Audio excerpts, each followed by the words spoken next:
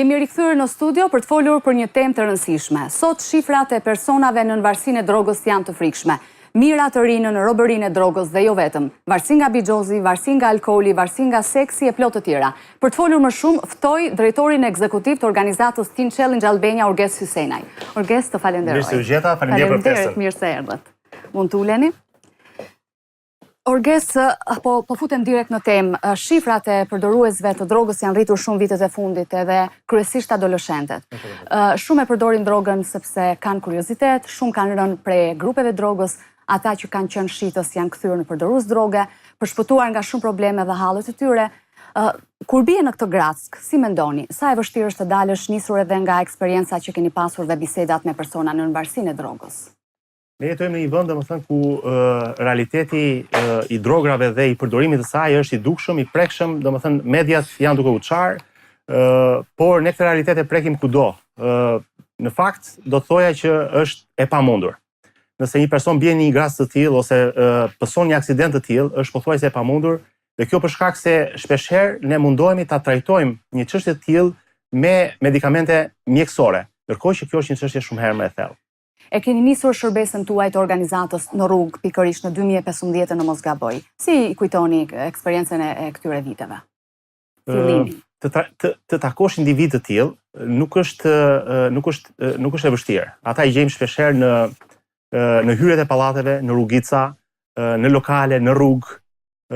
Unë personalisht nuk kam qenë asnjëherë i varur prej substancave narkotike, nuk kam konsumuar ndonjëherë, por pasioni për të ndarur ngjillin me individë të shtresave të ndryshme më ka përballur dhe me këto grupe. Dhe të them të drejtën, shpeshherë e padukshmja, mungesa eksperiencës, dhe gjitha këto të krijojnë një lloj druajtje se si do të komunikosh me ta. Por në momentin që dorëzohesh, në momentin që fillon dhe i do këta individ e pamundura, e vështira, e frikshmja, nuk kanë më vend. Po, na shpjego pak edhe për eksperiencën e parën. Kishe frikë sepse duhet jemi të sinqertë. Njerëzit e thjeshtë të përballen me këta persona, edhe shmangen, edhe kanë frikë që t'i kontaktojnë përballen. Si kanë qenë ato momentet tuaja të para? Ti ishe përgatitur për atë gjë?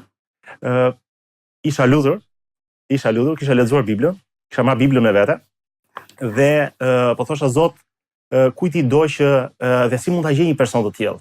Edhe në fakt ishte një djalë rreth të 30-ave, i cili ka qenë kontakti i parë që kam pasur, dhe mund të lexoja në pak kohë bisedë, mbasi ulëm në një kafe, mund të lexoja normal dramën që ai kishte pësuar në familjen e vet, ku shpeshherë këtë i gjejmë në shumicën e këtyre rasteve. Mund të jetë një ndarje, një divorc i prindërve, të cilin, më thënë, nuk e ka përballuar dot dhe më pas ka shkuar dhe ka zgjedhur rrugë të tilla siç është droga edhe jo vetëm.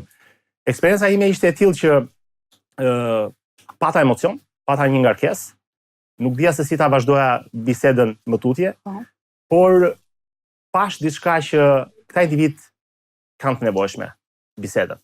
Ti dëgjosh dhe të qëndrosh pranë tyre.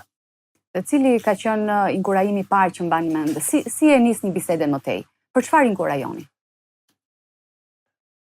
Shpeshherë, për shkak se organizata Teen Challenge është një organizatë e krishterë, është një organizatë ndërkombëtare e filluar që në vitet 60, vonë ka filluar në Shqipëri. Është një organizatë që normalisht bazën edhe fokusin e ka tek ungjilli. Normalisht këta individ shpeshherë mund të na ngatrojnë dhe thonë që këta kanë dalë për të konvertuar njerëz, apo në fakt ne kemi dalë dhe dalim shpeshherë për të mbjellë shpresë. Dhe kjo është ajo që e bën të veçantë. Shpeshherë në kontrasti është shumë i madh. Individ të cilët janë pa shpresë, me ëndra të thyera, të coptuara, të hedhur tej shpeshherë nga shoqëria, nga familja, ndonjëherë të braktisur edhe nga ne, kur dëgjojnë që pas ka shpresë dhe që ka një jetë ndryshe, ata dëshirojnë më shumë të dinë. Ata kanë një lloj këshërie dhe kanë një lloj dëshire për të njohur me këtë realitet, të cilin shpeshherë u duket është e pamundur të arrijë. Pra ju nuk ofroni shërbime mjekësore në qendrën tuaj? Në fakt, ne në stafin ton kemi mjek, kemi psikolog të krishterë, po e theksoj këtë fakt, dhe patjetër, domethënë, këshillues, pastor, drejtues të ndryshëm të cilët bëjnë atë punën që është e padukshme. por që është një punë konkrete me individ të tillë. Ne në Teen Challenge nuk i trajtojmë individët që kanë varësi me medikamente, sepse besojmë në fakt që kjo çështje është thellësisht shpirtërore dhe nuk mund të bëhet një luftë kimike ndaj një çështje shpirtërore. Ka individ ka nevojë për më shumë se sa kaq. Ne nuk e përjashtojmë mjekësinë. Normalisht individët të tillë ne inkurajojmë që të bëjnë detoksifikimin dhe kjo bëhet e mundur lehtësisht në spitalin në qendrën spitalore Nën Tereza në Tiranë. Por pas kësaj ata kanë nevojë për një terapi intensive. Pra është më shumë një luftë fizike apo një luftë shpirtërore? Thellësisht shpirtërore. Si kanë qenë reagimet e para të këtyre njerëzve përdorues droge, ndërsa janë njohur me dashurinë e Jezusit, me historinë e tij? Kanë përjetuar ndryshim në jetën e tyre? Ne kënaqemi me gjëra të vogla. Shërbesa Teen Challenge nuk është një shërbes që ti mund t'i inkurajosh çdo ditë. Në fakt është një shërbes ku ti çdo ditë duhet t'i japësh, çdo ditë do të shkarkosh energji, do t'i japësh inpute, do t'i japësh duhet të jesh gati domethënë që të mbjellësh shpresë, duhet të jesh gati që edhe të dekurajohesh, duhet të jesh gati që edhe të shohësh dhe të kënaqesh me gjëra shumë të vogla. Mbaj mend një rast, një nga çunat që frekuentojnë qendrën tonë, u pyet nga një prej shokëve të vet dhe i thot: "Pse ti vjen këtu?" I thot: "Përgjigjja ishte që unë ndjeva i pranuar." Edhe tjetra i thot: "Po mirë, ai shoku vet vazhdon të hyn më thellë, i thot: "Po mirë, a ka ndryshuar diçka?" I thot në ty gjatë këtyre 2-3 muajve që ti viziton këtë qendër. I thot: "Ka ndryshuar diçka." Po çfarë? Domethënë pyetje të cilat shpeshherë ne e kemi të vështirë që t'i bëjmë, shoku me shokun e kishte shumë më të lehtë. Dhe djali u drejtua dhe i thot: "Kur unë erdha në qendër, i thot, isha pa besim.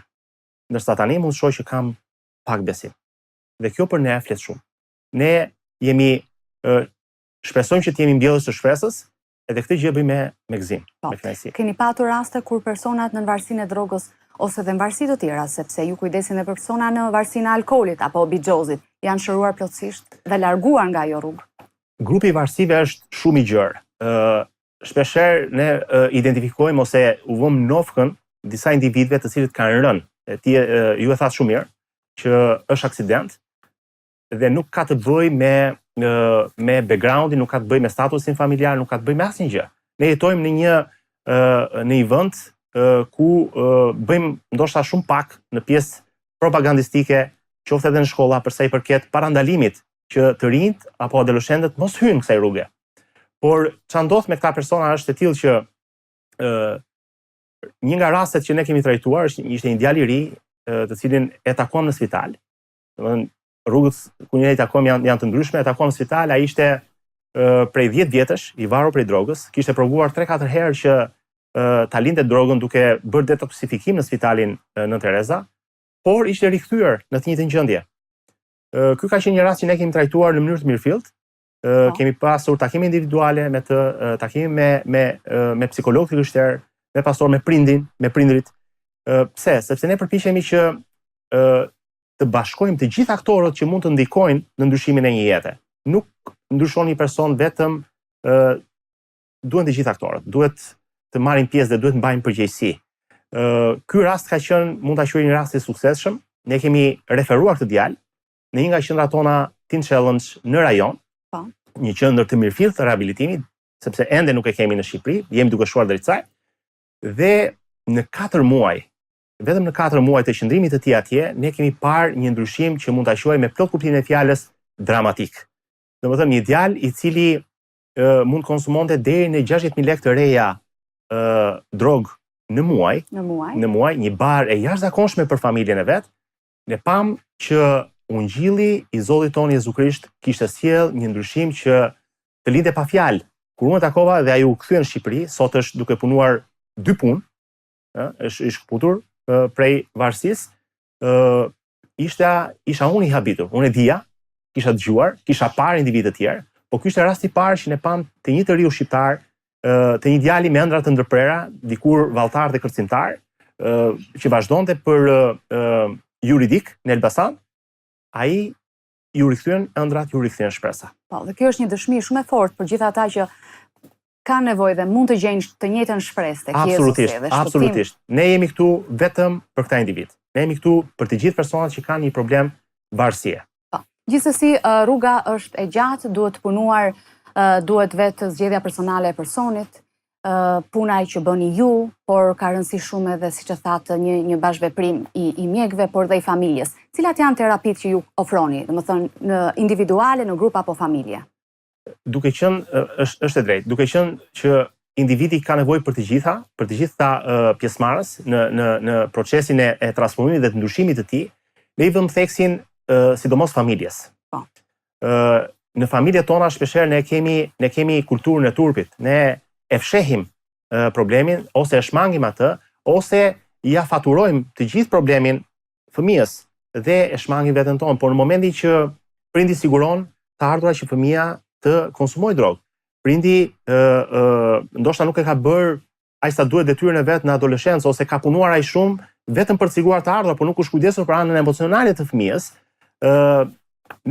prindi nuk e kupton që në fakt nuk ka vetëm varësi te fëmia, por ka dhe ndërvarësi dhe aty futen dhe prindrit. Pjesa jonë kryesore është që të mund ta ftojmë familjen të bëhet pjesë e këtij procesi. Kaq shumë të rëndësishëm. Kemi pas raste të rinjve të cilët ndryshojnë, por kur kthehen dhe familja nuk ka bërë asnjë lloj progresi në këtë drejtim, asnjë lloj ndryshimi në sjelljen në raport me fëmijën apo me llojin e jetës, atëherë ky proces vështirësohet ose kthehet në pikën zero. Cila është droga më e përdorur ndër të rinjt nga informacionet që keni? Janë në Shqipëri, në fakt, vetëm vitin e kaluar, një raport statistikor i realizuar nga Bashkimi Evropian, nxjerr që në Shqipëri, në fakt, ka një rritje shumë të madhe të përdorimit edhe të drograve të rënda, si kokaina, dhe të gjitha llojet e drograve. Që do të thotë, ne jemi një vend aktualisht që jemi njohur, nuk është më një e fshet, për mbjelljen dhe kultivimin e lëndëve narkotike, gjë që në një vend ku të rinjt nuk janë të gjithë të punësuar, dhe një nga mënyrat se si ata gjejnë kënaqësi në grupet e tyre është edhe droga.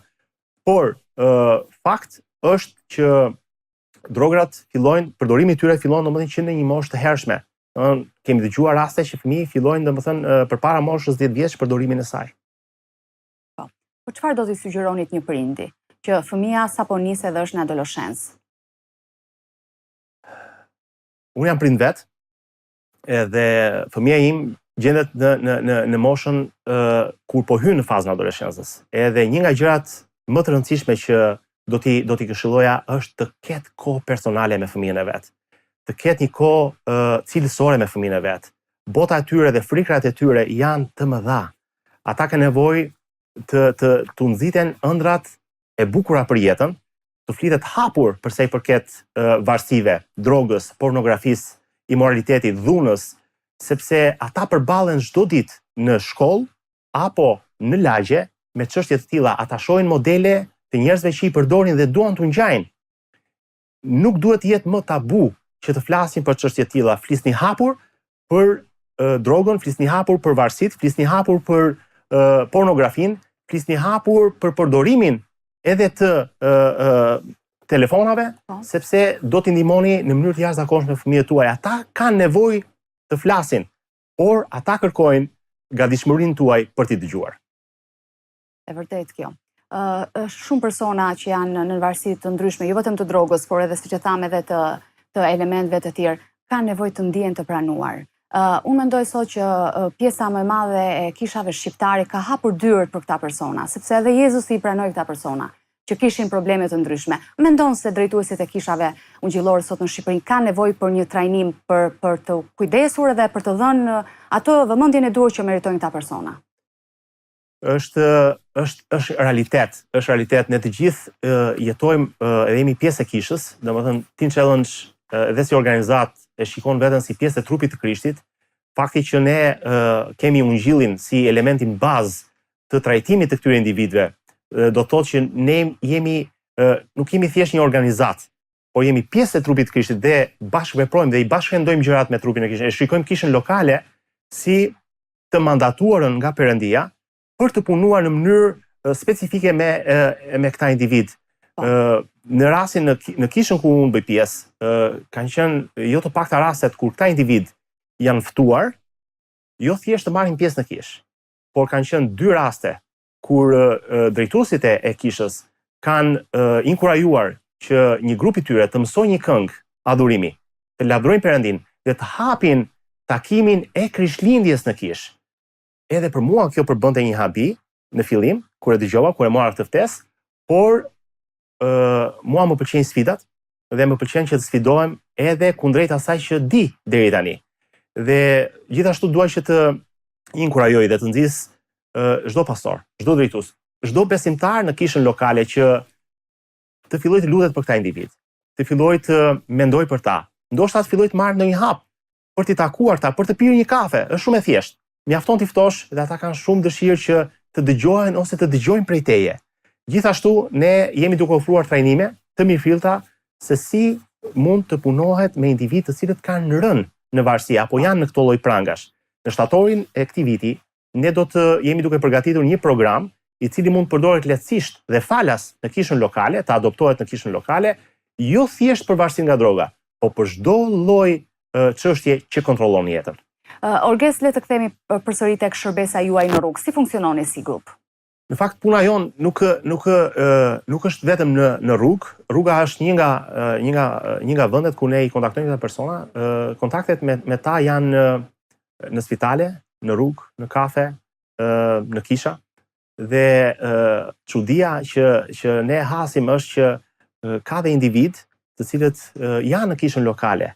Mund të jenë prej vitesh që konsumojnë lëndë narkotike, por e kanë pasur shumë të vështirë dhe ndoshta të pamundur që të hapen apo të konsultohen me pastorin apo me drejtuesin në kishë për shkak të një druajtje. Të gjithë ne e dim se çfarë do të thotë mendimi se mund të përjashtohesh. Unë besoj që kisha lokale nuk është vendi përjashtimit, është vendi është shtëpia e Perëndis. Është vendi ku ai sjell të gjithë ata që janë smur, të gjithë ata që janë në varësi, të gjithë ata që kanë nevojë. Zoti tha, unë nuk erdha për të shëndoshët, unë erdha për të sëmurët, unë nuk erdha për të drejtët, por për ata që janë të padrejtë. Unë besoj që kur Krishti më ftoi mua në kishën e tij, unë jam i bindur që ata individ nuk kanë asnjë gjë ndryshe. Kështu që çfarë ne bëjmë është që ne i takojmë ata dhe një nga gjërat e tjera që inkurajojmë është që ata të bëjnë pjesë ose të fillojnë të shkojnë në kishën lokale. Dhe për këtë gjë bëjmë një network me kishat, bëjmë një, nëse mund ta quajmë një propagandë ose një ftesë kishës lokale në mënyrë që ta adoptojnë të paktën një individ. Edhe kjo shërben në dy drejtime. E para, kisha mund të quhet e vaksinuar, ku shohim një individ domethënë që përfshihet në kishën lokale. Gjithashtu këta individ kanë një vlerësim tjetër për veten, shikojnë që kanë vlerë, nuk janë pa vlerë, nuk janë njerëz që gjithmonë e dinë dhe kanë një stigëm për veten e tyre që nuk vlen për shoqërinë, janë gjithmonë që vetëm kërkojnë, nuk bëjnë asnjë punë, por këta pas kanë vlerë, dhe jo vetëm për kishën. Unë besoj që në radhë parë ta kanë vlerë në sytë e Perëndis. Dhe nevoja që ne kemi është i shikojmë këta individ me sytë e Perëndis. Krishti i do këta individ. Dhe cila do të jetë shërbesa gjatë muajve në vazhdim, muajt e verës? Ku është fokusi juaj? Dëshira jonë është që të mund t'i angazhojmë sa më shumë. Pse jo një dalje në Bregdet, pse jo një ngjitje në mal, pse jo një punë e ndryshme, shpeshherë këta individ e shikojnë veten të pa forcë për të bërë diçka propozitive, për të bërë diçka që ka vlerë. Nuk duam thjesht të kalojmë një kohë me ta, por duam që dhe dëshirojmë që të shohim mundësinë edhe në kishën lokale që këta të përfshihen me rregullime, me pastrime, me shërbim ndaj të tjerëve, në mënyrë që të fokusi i tyre të kalojë nga rruga, nga humbja e kohës në diçka që ata mund të bëjnë konkretisht dhe ndryshimi kërkon kohë. Pra, ju kaloni shumë kohë me këta persona? Ne nuk e masim dot. Nuk e masim dot, sepse vërtet ne kemi një orar i cili përfundon diku në mbasdite, por nuk janë të pakta rastet që ne takohemi me këta individ, qoftë edhe me familjarët e tyre dhe mbas orarit të punës, sepse kjo nuk varet nga ne. Nuk varet nga ne. Domethënë ka të bëjë me individ që jetojnë jashtë kohës, jashtë orareve me të cilat ne jemi përshtatur, kështu që ne kemi zgjedhur që tu përshtatemi atyre, të bëjmë sadopak qoftë edhe për të fituar një të vetëm. Po. Mendoni ta shtrini shërbesën tuaj edhe në qytetet e tjera të Shqipërisë? Dëshira jonë është që të kemi të paktën 3 qendra rehabilitimi në gjithë Shqipërinë dhe të kemi shtëpi kafeje në gjithë Shqipërinë. Tirana është e madhe dhe dëshira jonë është që të kemi në çdo lagje, kemi aktualisht të paktën 2 kërkesa në qytete ndryshme për të hapur shtëpi të tjera kafeje. Shtëpitë e kafes nuk janë thjesht ndërtesa, është një filozofi, është një dëshirë për t'i takuar ta persona dhe për të qëndruar me ta, për të kaluar kohë me ta dhe për të ndarë me ta ungjillin, dashurinë, jetën, shpresën dhe për të ndikuar sadopak, për të mbjellë shpresë këta individ. Po. Përveç personave përdorues droge, jeni kujdesur dhe persona që kanë qenë në varësi të tjera? Keni pasur raste të tjera? Një nga rastet e fundit ka qenë një djalë i cili edhe ne kemi bashkëpunim me shërbesa ndryshme, siç është edhe shoqëria kristiane e burgosurve. Një lider, një kishe lokale që kishte vizituar një prej prindërve të këtij djali i martuar dhe i kërkon një amanet dhe i lë një amanet në këtij drejtuesi, i thotë të lutem, thotë unë jam në burg, unë kam një hall më të madh, djali im është në varësinë e Bixhozit dhe aktualisht familja e tij është e ndarë. Domethënë ai ishte një djalë i ri, i martuar me një fëmijë dhe ishte i ndarë për shkak të Bixhozit. Ne kemi filluar të takojmë me këtë djalë, madje kemi ftuar në grupin e shtëpisë ku ne jemi. Domethënë, këta individ nuk janë të frikshëm, nuk janë të rrezikshëm. Këta individ janë njësoj si ty dhe si unë, por kanë një problem në çështjen e tyre. Shpeshherë fjala e Zotit thotë që disave mëkatet u duken sheshit, disave u duken me vonesë. Këta janë ata individet që mëkatet u duken sheshit, edhe shpeshherë ne i stigmatizojmë ose i refuzojmë, i mbajmë larg se ne nuk jemi si ata. Në fakt, ne jemi si ata dhe të qëndrosh me ta, të flasësh me ta, unë e kam si eksperiencë personale që shumë tabu në mendjen tonë bien. Edhe ti fillon bëhesh më i vërtet, ti fillon dhe pranon edhe realitetin tënd, edhe problemin tënd, edhe mëkatet e tua. Edhe nuk është më bie hipokrizia, sepse këta individ e ndajnë dhe tregojnë ne kështu jemi, ne jemi të tillë. Po, të lutem Orges, për gjithë ata që po na ndjekin në këto momente dhe janë në varësi të ndryshme, a mund të japësh një apel, të parin apel që do të kishe dëshirë të bëje? Miku im, unë të ftoj personalisht që pavarësisht situatës në cilën ti ndodhesh, thiri Zotit Jezu Krisht. Ai ka jetë të vërtet, ai ka një shpresë të gjallë, ai ka një plan të jashtëzakonshëm për jetën tënde. Unë të ftoj që të takohesh ndoshta me ne, të takohesh me një drejtues në kishën lokale, me një besimtar që shkon në një kishë ungjillore dhe ti kërkosh ndihmë. Jam i bindur që këta individ, ne, kisha lokale, trupi i Krishtit në Shqipëri, ka një mesazh që të ndryshon jetën. Gjithashtu dua të ftoj jo vetëm ju, por dua të ftoj çdo prind që të flasi hapur në shtëpi me fëmijët, sepse ju mund të bëni diçka jashtëzakonisht madhe që do të vlej për brezat. Orges, unë të falenderoj shumë suksese ju edhe stafit tuaj. Ishte kënaqësi dhe të falenderoj për ftesën. Faleminderit. Mund të kesh provuar shumë mënyra, miku im, për shpëtuar nga varësia e drogës, por do të sugjeroja një rrugë që kush e provoi gjeti shërim edhe shpëtim. Nuk është një kur mjekësore, por një zgjedhje jote, është besimi tek Jezusi, i cili mund të të shpëtojë nga mbretëria e errësirës. Droga të skllavëron, Jezusi të çliron. Mos u largoni nga TV7, kthehemi pas pak në studio.